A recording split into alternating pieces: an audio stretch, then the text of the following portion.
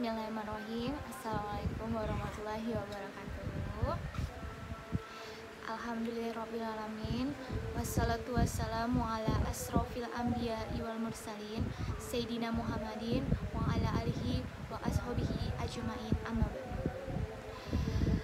Tak lupa salawat serta salam kita junjungkan kepada baginda Nabi besar kita Nabi Muhammad Sallallahu Alaihi Wasallam dengan melafazkan Allahumma sholli ala Sayyidina Muhammad wa ala ali Sayyidina Muhammad.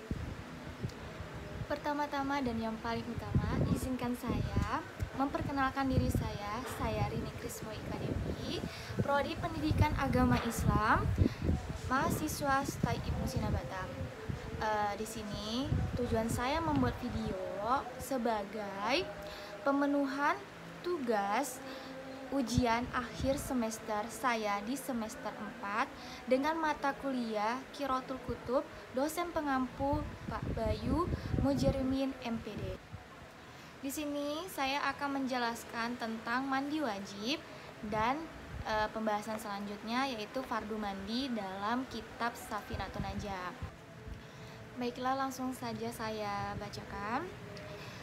Mujibatul husli sitatun, mujibatul husli sitatun, mujibatul mewajibkan husli mandi sitatun ada 6. Nah, ilaju hasyafati fil farji, ilaju masuknya hasyafati fil farji ke vagina. Yang pertama, terus warujul mani, keluarnya mani. Yang kedua, haidu haid, wanifasu nifas, waliyadatu melahirkan, wal maut meninggal. Yang artinya perkara yang mewajibkan mandi ada 6 perkara. Yang pertama, masuknya hasyafah ke vagina. Yang kedua, keluar mani. Yang ketiga, karena haid. Yang keempat, nifas. Yang kelima, karena melahirkan. Yang keenam, karena meninggal. Yang pertama, saat masuknya hasyafah ke vagina, penjelasannya ini adalah saat alat kelamin laki-laki dan perempuan bertemu, maka hal ini diwajibkan untuk kedua pihak, baik itu perempuan dan laki-laki, untuk mandi wajib karena mereka itu telah disebutkan atau telah melakukan jima, itu kan persetubuhan. Jadi alangkah baiknya mereka itu mewajibkan untuk mandi wajib. Yang kedua, karena keluar mani. Nah, baik keluar mani itu disebabkan karena mimpi dalam keadaan tidur, atau keluar dalam keadaan terjaga, atau keluar karena disengaja. Begitupun hal tersebut untuk seorang laki-laki wajib untuk mandi wajib.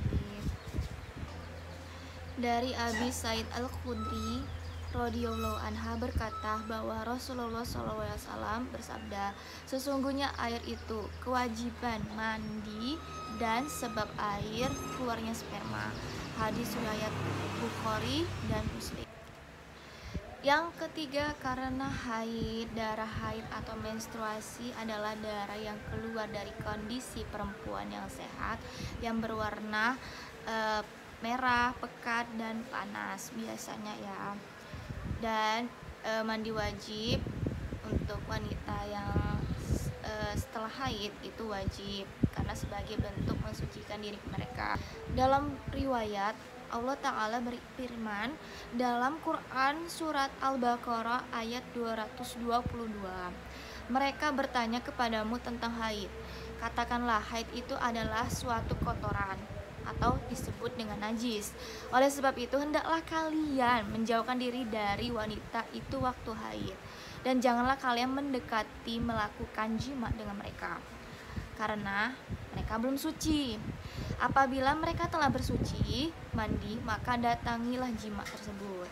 Mereka itu tempat yang diperintahkan Allah kepada kalian. Nah, itu menurut firman Allah.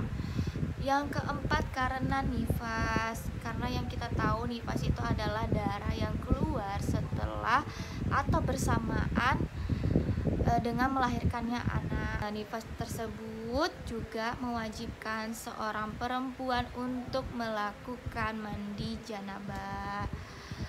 Meskipun bayi yang dilahirkan itu dalam keadaan mati, jadi si wanita itu tetap harus mandi janabah atau mandi wajib ini ya. Begitu berhenti dari keluarnya darah sesudah persalinan dan melahirkan, maka wajib atas wanita itu untuk mandi janabah. Maka daripada itu, seorang wanita yang sedang nifas gitu, mereka itu tidak mewajibkan diri mereka untuk sholat, untuk puasa, untuk tawaf di Baitullah, masuk masjid, membaca Al-Quran, menyentuh, bersetubuh, dan lain sebagainya. Yang kelima karena melahirkan, walaupun tidak keluar darah sekalipun.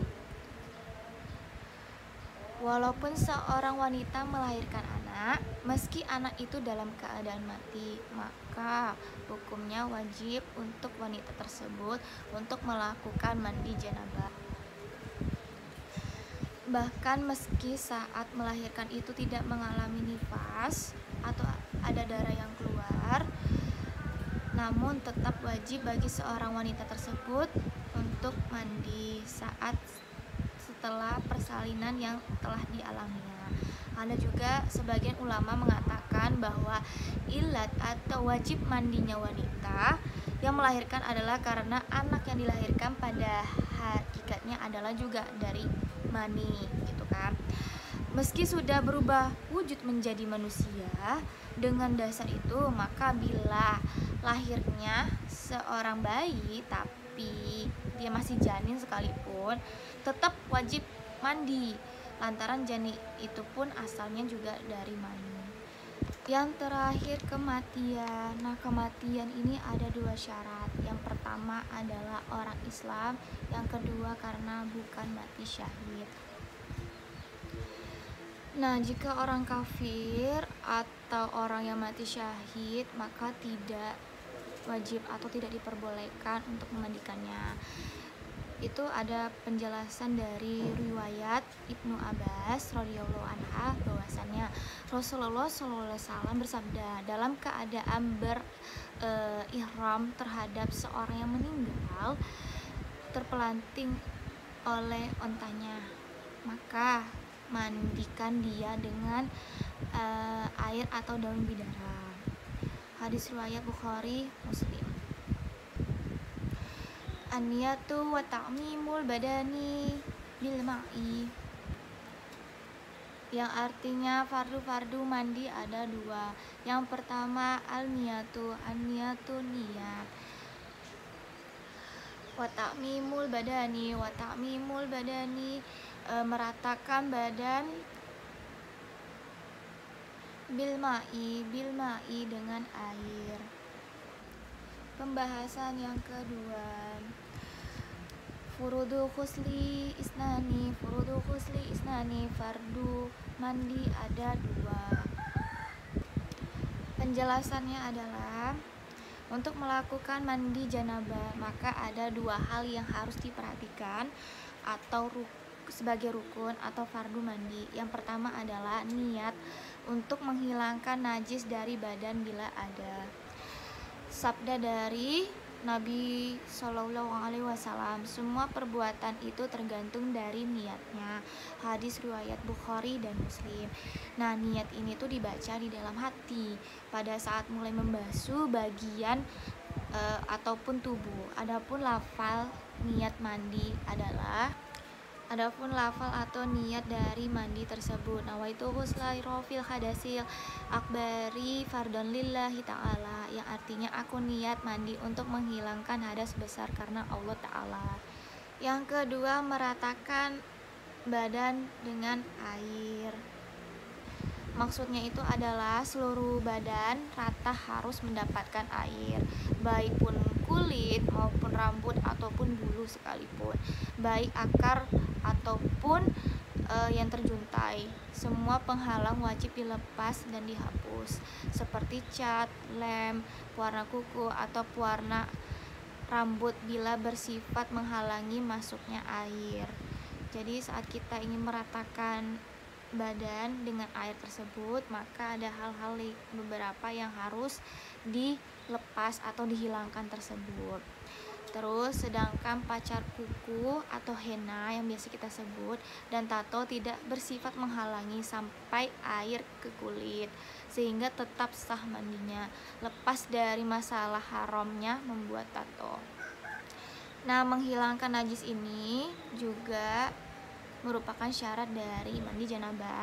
Maka dari itu, sebelumnya untuk memastikan tidak ada lagi najis yang menempel di tubuh kita, caranya bisa dengan mencuci atau membersihkan, atau kita bisa mandi dengan sabun atau pembersih lainnya. Jika ada pun najis yang kena di kita itu termasuk najis berat, maka wajib mensucikannya terlebih dahulu dengan air 7 kali, dan salah satunya adalah dengan tanah.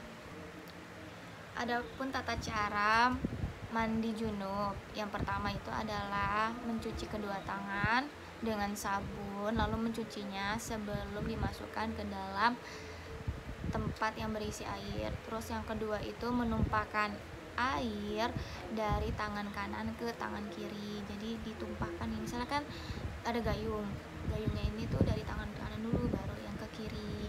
Terus yang ketiga, mensucikan kemaluan atau dubur. Yang keempat itu najis-najis itu dibersihkan terlebih dahulu.